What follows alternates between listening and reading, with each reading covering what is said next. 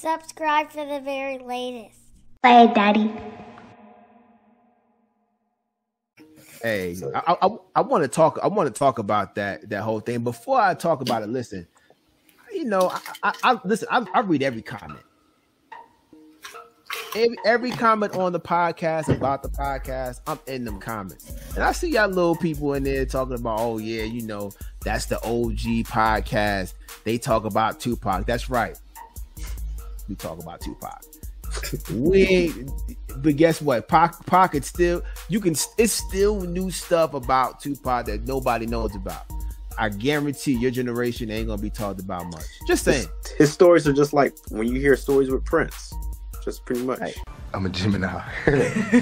Me being a Gemini, I am the classic case of a Gemini. You know, me and Prince, we Gemini. We I like that. Listen. I'm just saying. I see y'all talking. That's all I'm saying. I see some of y'all. But anyway. So y'all think? Do y'all think that movie is,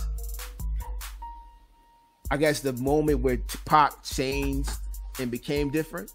Yo, I play me, straight ruthless villain, straight killer, straight take no scissors, you know what I'm saying? Straight popping partners, go ahead. You know what I'm saying? Yo, Tupac will go ahead and rock this. It's just me clowning around with these dudes, you know what I'm saying? It's crazy though.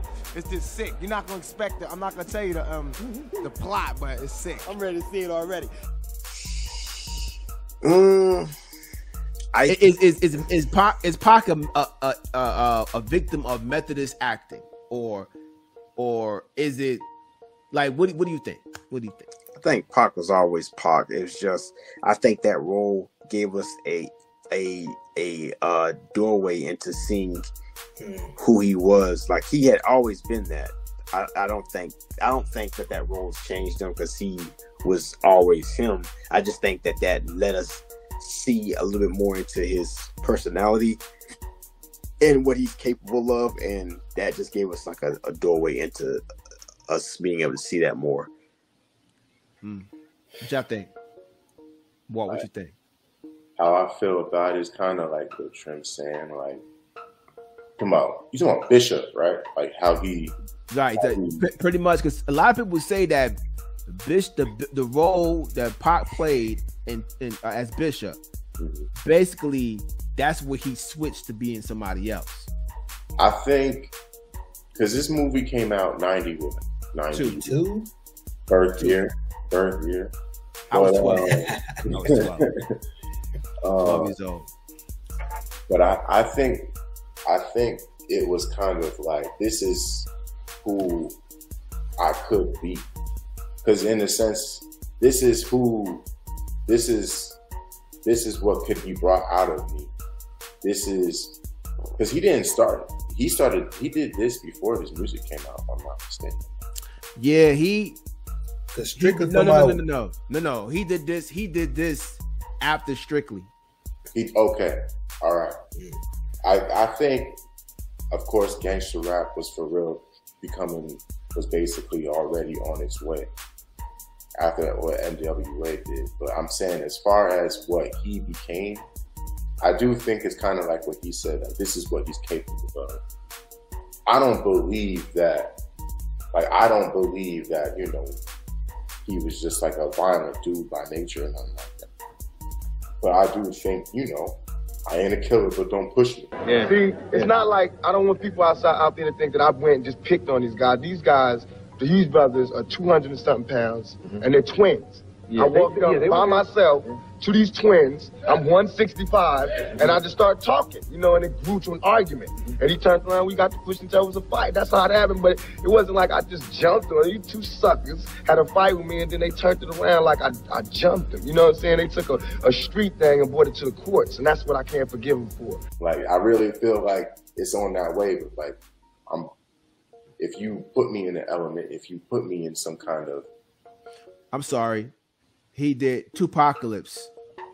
He did, yeah. It was Strictly came after Juice. Tupacalypse. That's what I meant to say. Tupacalypse was the one he did first. Then came Juice. Right. I feel like of course he killed the role, So some of that is him, like that is him to a degree, but I don't think that's all who he is. Like I think that's like what he was showing us, like the whole masculinity, or however you say it. I'm a little tongue twisted right now. But I do think that him doing that role did bring something else out of him. And that, plus the music that he was doing after this, the other roles that he was doing this. I mean, him doing, what was that? Poetic Justice, kind of like the same element kind of character. Him doing, there was another movie that he did after this, where he Above the Rim. Oh yeah, and Above the Rim. That's like one of my favorite movies. Yeah. But him doing, he played that, so that you already knew that was a part of. Do I think it kind of kick-started it? To a degree, yeah. Like I think so. Yeah. Chuck, what's your part of him? Yeah. What's your thoughts on that, Chuck? You think that? Man, this is tough. Only from the standpoint, I think Pac is and also Biggie. We're kind of always in that what if, because they're not here and they got cut off, so abruptly, right? For their career, life, the whole bit. I think the role was kind of a way of, and maybe y'all say this, like bringing out certain components of his personality, or magnifying it. But he was technically already in the art, so he was already on that track of like tapping into his creative space in different ways, and that role just allowed him to do it in a different medium, in a different POV. But I think other components shortly, that happened shortly after that film also sped up that process for Pac, for him being kind of like, well, I call it multi-dimensional, where you can see him being very, black activist, yet gangster. Thug life, I mean that shit, because these white folks see us as thugs. I don't care what y'all think. I don't care if you think you a lawyer, if you a man, if you an African American, if you whatever the fuck you think you are. We thugs and niggas to these motherfuckers. And until we own some shit, I'ma call it like it is. How you gonna be a man and we starving? Go ahead. And you can walk by 5 different houses, ain't a man in either one of them motherfuckers. How we gonna be a man? How we gonna be African Americans? And we out here dying. We thugs and we niggas until we set this shit right. Trust me when I tell you that shit. Quote unquote, or thug life, presenting that persona. So, because I think like they showed a clip of him like at 17 or 18 where he was talking about the way he was talking about women was dramatically different then. Then once after that case in '93, it was like I think he was like a pure creative soul, and once he got into the game, he became tainted.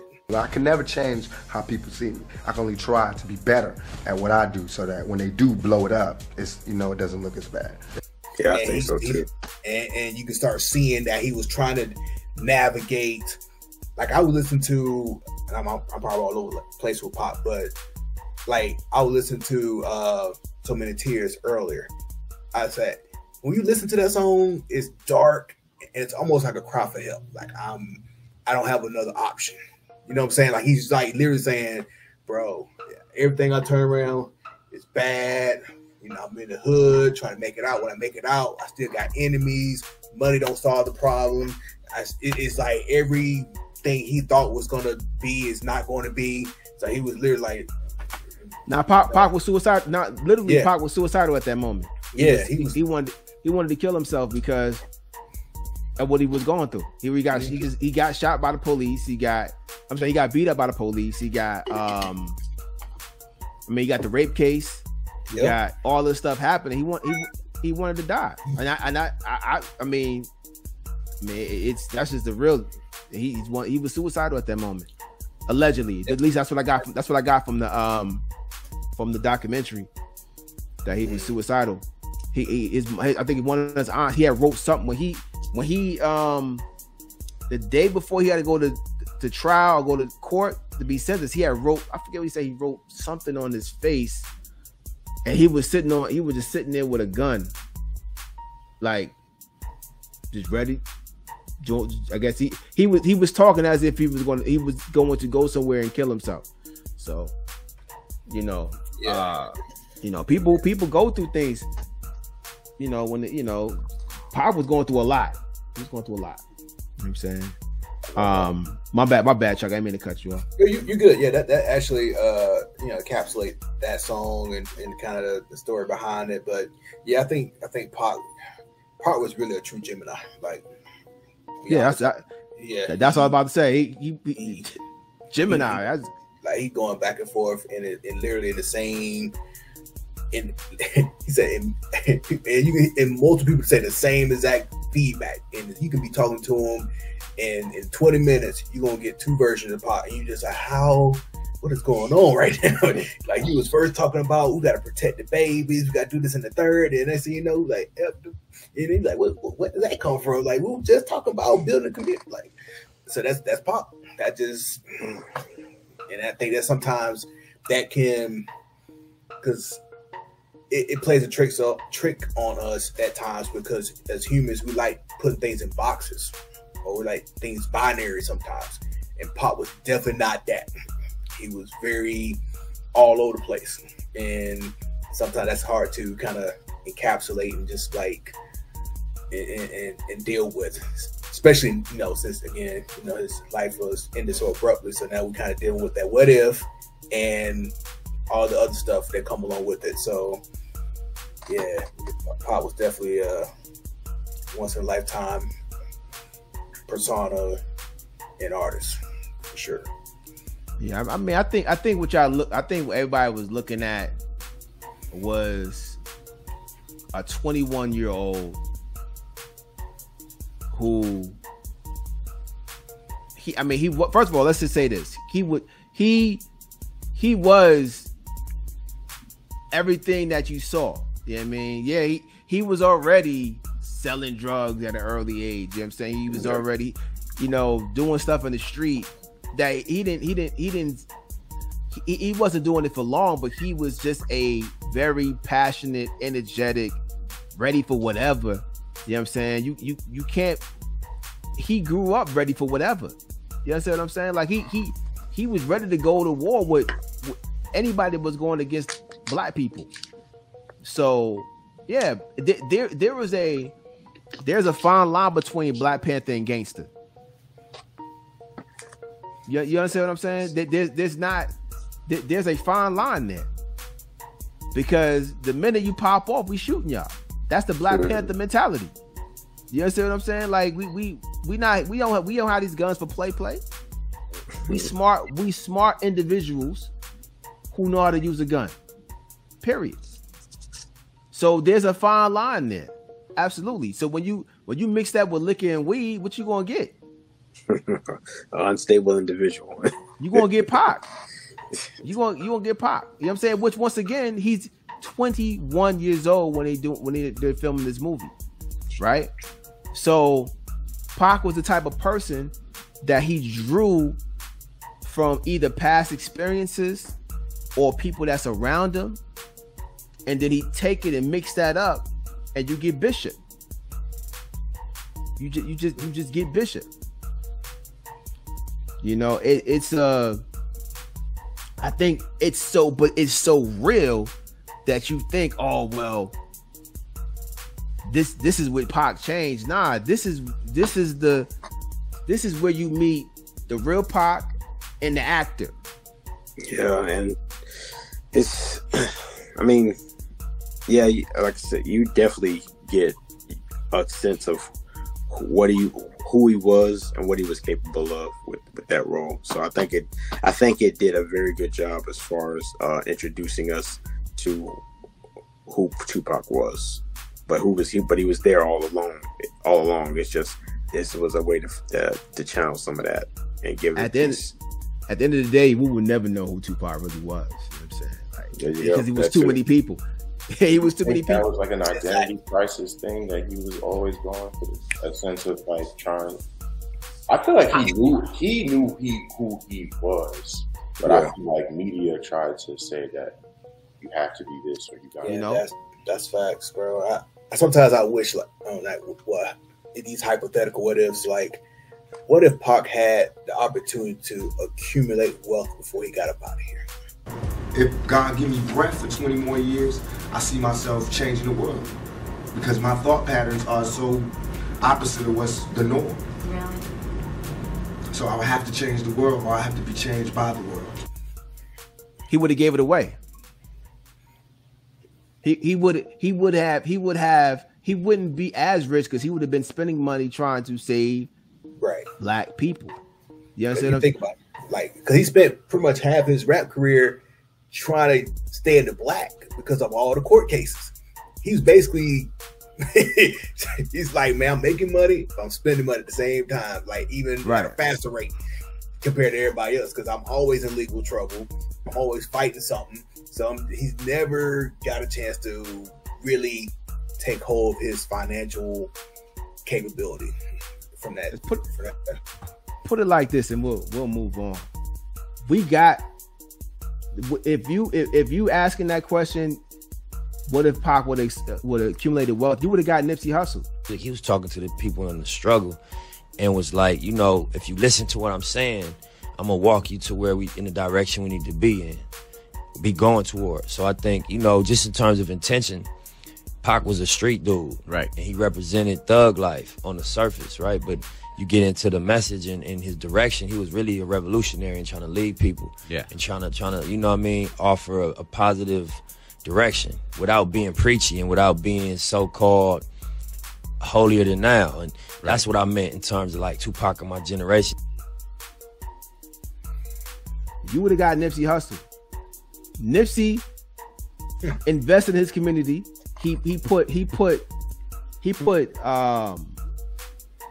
things in his community that help people, help little kids express themselves.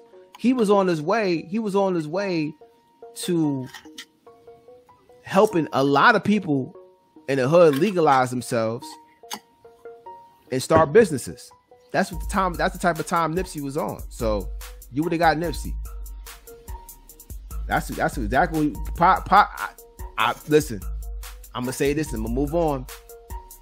Nipsey did more for the neighborhood than Pac did.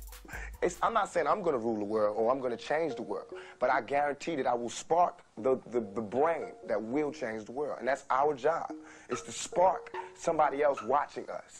We might not be the ones, but let's not be selfish, and because we're not going to change the world, let's not talk about how we should change it. I don't know how to change it, but I know if I keep talking about how dirty it is out here, somebody's going to clean it up.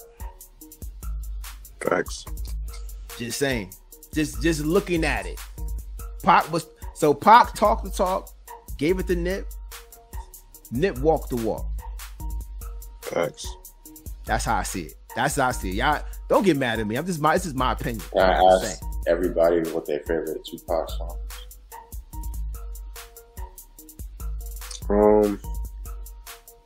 Dang, Clint, that's a strong take, bro. I'm just going. That's a strong. Strong take. My favorite song of Pac. I know my favorite. I ain't even gotta guess them. I already know my favorite Pac song. One song. I already listen. Y'all go ahead. I already got mine. So. My favorite song is Pain. That's my favorite song. Pain is a Pain is a dope one. I like where you're going with that. Well, actually, I got two songs. I'm gonna say those two. It's a toss up.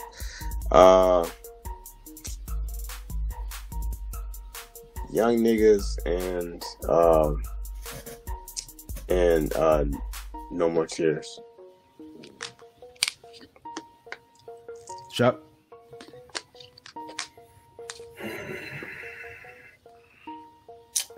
I would say probably my favorite songs. Tupac, because of the video and how playful it was. But I Get Around. That was my joint. I Get Around. Yeah, that was right. Pop was getting it right. Hey, Pop was.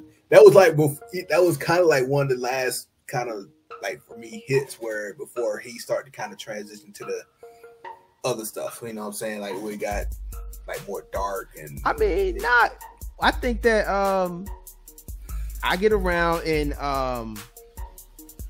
Gangsta Party's almost like the vibe of it. Yeah, they almost the same. You know what I'm saying? Like, I think Pac, he was a playful guy, man. You know, nobody said California Love. I mean, okay, that was a good song. I'm stopping. My favorite Pac song. My favorite Pac song is So Many Tears and oh man, what's the name of the song? It is called Unconditional Love. Oh, that's my Unconditional other Love. choice. Yeah, my other choice was gonna be after the fact, but in the time. That was probably and that was one of the best remakes of Pac. Yeah, because that's one of the best ones they did over. But yeah, So Many Tears, man. Unconditional Love is forgot about this one too. My Unborn Child. Yeah, Unborn Child was that's a very unique song. But once again, like I said, as far as my Nipsey versus Pac take, I'm just saying Pac didn't get a chance to do a lot. He didn't get a chance to do a lot, but Nipsey did more. Facts. Nipsey did more for the neighborhood. You know what I'm saying? He it's like Pac influenced Nipsey. And another thing also, Nipsey also had the message in his music more. Like Pac, he dabbed around a lot of other subjects in his music. Nah, they both the same. But Nipsey and Pac is both the same in that they had the same technique. They gave you the sour so you can get the sweet, or they give you the sweet so that way you can get the because basically they wanted to give you a lot of stuff that you wanted so that way they can give you the stuff that you needed. They both had that same because listen, Nipsey talking about Crip all day. All the stuff that he banged Crip all day, but at the same time he gonna tell you, hey, read a book. Just saying. But we move on. Move on.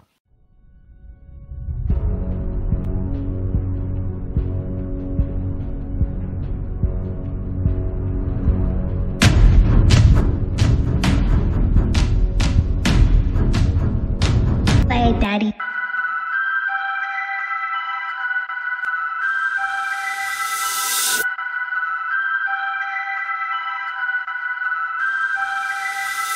I fear no man, just God. But it was God that gave me these bars. My pen is the paintbrush, notepad the easel. Been painting with a twist before, sipping with my people. Stacking lines, equal sign, this verse is the prequel to the man you hear before you flowing through your speakers. Hempstead Nights, silky slim with the pearly whites. Earned a rep being smooth with the ladies. Plus could fight, kept the knife in his inside coat pocket. 22 strap on his ankle as another option. Protege of Chocolate Tay and OG from around the way. Used to run numbers and push yay. No Yeezy.